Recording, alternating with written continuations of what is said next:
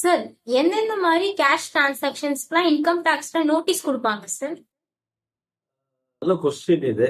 So இந்த மாதிரி கொஸ்டின்லாம் கேட்பீங்க அப்படின்றதுனால நான் ரெகுலரா என்ன பண்ணுவேன் அப்படின்னா எல்லாருக்குமே அது எஜுகேட் பண்றதுக்காக டீலர் ஆகட்டும் இல்ல நிறைய ப்ராக்டிஷனர் ஆகட்டும் எல்லாருக்குமே வந்து ஒரு டூஸ் அண்ட் டோன்ட்ஸ்ன்ற மாதிரி நான் ஒரு ஐடியா கொடுத்துருவேன். இதெல்லாம் பண்ணலாம், இதெல்லாம் பண்ணக்கூடாது அப்படின்ட்டு கைட்லைன்ஸ் மாதிரி. ஸோ இப்போ அதை அப்படியே உங்களுக்கு நான் சொல்றேன்.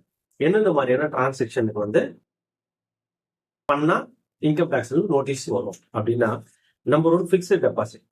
ஃபிக்ஸ்ட் டெபாசிட் பண்றோம் வச்சுக்கோங்களேன், 10 லட்சம் ரூபாய்க்கு மேல பண்றோம் அப்படின்னா அது வந்து ரிப்போர்ட் ஆயிடும் இன்கம் டேக்ஸ் பேங்க்ல இருந்து. கண்டிப்பா ஒரு நோட்டீஸ் வரும். நீங்களே ரிப்போர்ட் பண்ணிட்டீங்கன்னா ஒன்றும் பிரச்சனை இல்லை. நீங்க ரிப்போர்ட் பண்ணல, ஒரு 2 இயர்ஸ் கழிச்சு இன்கம் டேக்ஸ் நோட்டீஸ் வரும். மோர் தென் 10 லேக் வந்து ஃபிக்ஸ்ட் டெபாசிட் நீங்க பண்ணிருக்கீங்க அப்படின்ட்டு. அடுத்த பாயிண்ட் பாத்தீங்கன்னா, கரண்ட் அக்கௌண்ட்ல ஹெவியா கேஷ் டெபாசிட் ஆகுது. பிசினஸ் நேச்சரே வந்து கேஷ் பிசினஸ் நேச்சர் இல்லை, கிரெடிட் தான் வச்சுக்கலாம். இருந்தாலும் கேஷ் டெபாசிட் ஆகுது இல்ல வித்ட்ராவல் ஆகுது வச்சுக்கலாம், 50 லட்சம் ரூபாய் பெர் ஆனம். இதுக்கு மேல போச்சுன்னா கண்டிப்பா நோட்டீஸ் வரும். பட் நீங்களே ரிப்போர்ட் பண்ணிட்டீங்கன்னா அதை அவாய்ட் பண்ணலாம் நோட்டீஸ்.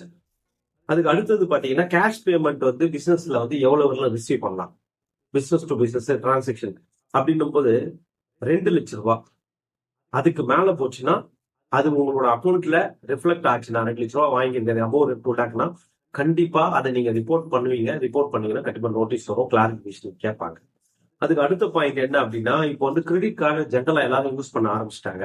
இந்த கிரெடிட் கார்டுக்கு பேமெண்ட் பண்ணுவாங்க இல்லையா, அதே மாதிரி கிரெடிட் கார்டுக்கு எக்ஸ்பென்சஸ் பண்ணுவாங்க. அந்த கிரெடிட் கார்டை யூஸ் பண்ணி எக்ஸ்பென்ஸ் பண்ணுவாங்க. இதுக்கு வந்து லிமிட் ஃபிக்ஸ் பண்ணிருக்காங்க. இந்த லிமிட் என்ன அப்படின்னு பாத்தீங்கன்னா, எனி மோட் கிரெடிட் கார்டுல வந்து நீங்க கேஷா இருக்கட்டும் இல்ல பேங்க் அக்கௌண்ட்ல இருந்து டிரான்ஸ்ஃபர் பண்ணி அதுக்கு பேமெண்ட் பண்றீங்க அப்படின்னாலும் 10 லட்சம் ரூபாய்க்கு மேல போச்சுன்னா கண்டிப்பா அதை வந்து நீங்க ரிப்போர்ட் பண்ணணும். இல்லைன்னா உங்களுக்கு நோட்டீஸ் வரும். 10 லேக் நீங்க கேஷா எடுத்து போய் கட்டினாலும் சரி, உங்க கிரெடிட் கார்டு பேமெண்ட்டை கொஞ்சம் கொஞ்சமா ஒவ்வொரு மாசம் 80,000 90,000 அப்படின்னா அந்த பேர் ஆனம் 90 12 மாசத்துக்கு எவ்வளவு வந்துடும், 10 லேக் கிராஸ் ஆயிடும் கண்டிப்பா. ஸோ அடுத்து வந்து sale of foreign currency. Foreign currency எக்ஸ்சேஞ்ச்லாம் வச்சுட்டு ஃபாரின் கரன்சிலாம் பண்றாங்க இல்லையா. அப்போ ஒரு ஃபாரின் கரன்சியை சேல் பண்றோம் வச்சுங்களேன், அதுக்கும் ஒரு லிமிட் ஃபிக்ஸ் பண்ணிட்டாங்க இன்கம் டேக்ஸ்ல. என்ன அப்படின்னா 10 லட்சம் தராங்க. 10 லட்சம் ரூபாய்க்கு மேல போச்சு அப்படின்னா கண்டிப்பா நம்ம ரிப்போர்ட் பண்ணணும். ரிப்போர்ட் பண்ணலன்னா நோட்டீஸ் வரும். அதுக்கப்புறமா பஞ்சாயத்து என்னன்றதை நம்ம பார்த்துக்க வேண்டியதுதான். அது இல்லாம இன்னும் கொஞ்சம் ஒரு 2-3 பாயிண்ட்ஸ் எனக்கு ஆட் பண்றேன் உங்களுக்கு.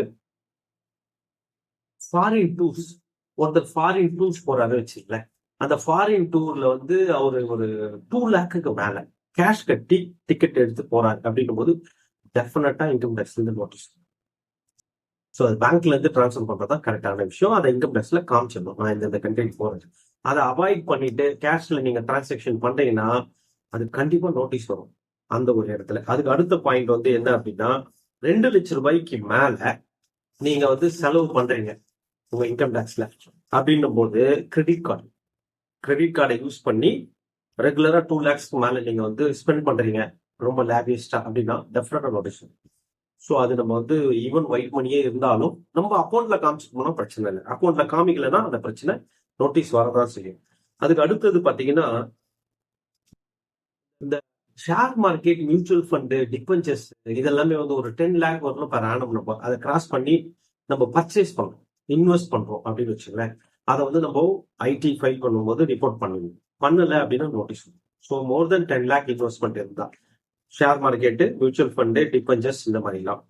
அதுக்கு அடுத்த பாயிண்ட் நீங்க பாத்தீங்க வச்சுங்களேன், சப்போஸ் நம்ம வந்து லேண்ட் வாங்குறோம். லேண்ட் வாங்கும்போது மப்சல் ஏரியாலாம் ஒரு 30 லட்சம் ரூபாய்க்கு கீழே இருந்ததுன்னா அது வந்து ரிப்போர்ட் ஆகாது இன்கம் டேக்ஸ் சொல்லுவாங்க ஜென்ரலா. சிட்டி சைட்ல பாத்தீங்கன்னா 50 லட்சம் ரூபாய்க்கு உள்ள இருக்குது வந்து அந்த டாக்குமெண்ட் வந்து ஸ்கிரீனிங் ஆகாதுன்னு சொல்லுவாங்க. பட் ஜென்ரலா நம்ம 30 லட்சம் 50 லட்சம் எதுவா இருந்தாலும் நம்ம ஐடியில நம்ம காமிச்சு கிளியரா. இதை வந்து நீங்க வந்து 30 லட்சம் ரூபாய்க்கு மேல போச்சு, நான் ரிஜிஸ்ட்ரேஷன் பண்றேன் சார், சென்னை மாதிரி சிட்டியில இல்லாம அதர் டிஸ்ட்ரிக்ட்ல இருக்கிறேன்னா 30 லேக்குக்கு மேல போற எனி வேல்யூ கண்டிப்பா நோட்டீஸ் வரும். நீங்க காமிக்கலன்னா அவங்க நோட்டீஸ் கொடுத்துருவாங்க. ஏன்னா அந்த டாக்குமெண்ட் ஸ்கேன் பண்ணி இன்கம் டேக்ஸ் போயிடும் ரிஜிஸ்டர் ஆஃபீஸ்ல இருந்து. அதே மாதிரி 50 லட்சம் ரூபாய் சிட்டி சைட்ல இருந்து 50 லேக்குக்கு மேல ரிஜிஸ்ட்ரேஷன் பண்ண எல்லா டாக்குமெண்ட்டுமே ஸ்கேன் பண்ணி ஐடிக்கு போயிடும். ஸோ அதுவும் நம்ம ரிப்போர்ட் பண்ணி தான் ஆகணும். ஸோ அப்போ நம்ம ரிஜிஸ்ட்ரேஷன் ஒரு டாக்குமெண்ட்டை ரிஜிஸ்டர் பண்ணி ஒரு பர்ச்சேஸ் பண்ணோம், லேண்ட் ஆர் பில்டிங், கண்டிப்பா நம்ம ஐடியில காமிச்சிடணும். காமிக்கலன்னா நோட்டீஸ். ஸோ அதோட சீலிங் வந்து 30, 50 ரெண்டா பிரியுது. ஓகேவா. அதுக்கு அடுத்தது வந்து கேஷ் டெபாசிட்டட் 10 லேக் சேவிங்ஸ் அக்கௌண்ட்ல போயிட்டு 10 லட்சம் ரூபாய்க்கு மேல டிரான்சாக்ஷன் பண்ணோம். Savings account, not current account. 10 லட்சம் ரூபாய்க்கு மேல போனா அந்த டிரான்சாக்ஷன் வந்து ஐடில ரெக்கார்ட் ஆகும். ஸோ கண்டிப்பா நோட்டீஸ். ஸோ 10 லட்சம் லிமிட் ஒரு சேவிங்ஸ் அக்கௌண்ட்ல பெர் ஆனம். அதுக்கு மேல போச்சுன்னா கண்டிப்பா நோட்டீஸ் வரும். நீங்க கணக்கு காமிச்சுதான் ஆகும். ரொக்க பரிவர்த்தனை அப்படின்னா கேஷ் டிரான்சாக்ஷனே சார். நான் கொடுக்கறது வாங்கல் பண்றேன் அப்படின்னும் போது அதுக்கு சீலிங் வந்து ஒரு 50,000 ரூபாய். ஒரு அர்ஜென்ட்டுக்கு ஒரு 50,000 ரூபாய் ஒரு பிசினஸ் பீப்புள் கொடுக்குறேன் அப்படின்னும் போது அதுக்கு சீலிங் எவ்வளவு? 50,000 ரூபாய். அதுக்கு மேல போச்சுன்னா நோட்டீஸ் கண்டிப்பா வரும் இன்கம் டேக்ஸ் டிபார்ட்மெண்ட்ல. ஸோ இந்த மாதிரி ஒரு டிரான்சாக்ஷன் எல்லாம் ஒரு பிசினஸ் பீப்புள் வந்து ஒரு கிராஸ் செக் பண்ணிக்கணும். நம்மளாம் இதெல்லாம் பண்ணியிருக்கோமா இல்லையா அப்படின்ட்டு. ஓகேவா? புரிஞ்சுதா? புரிஞ்சிச்சு சார்.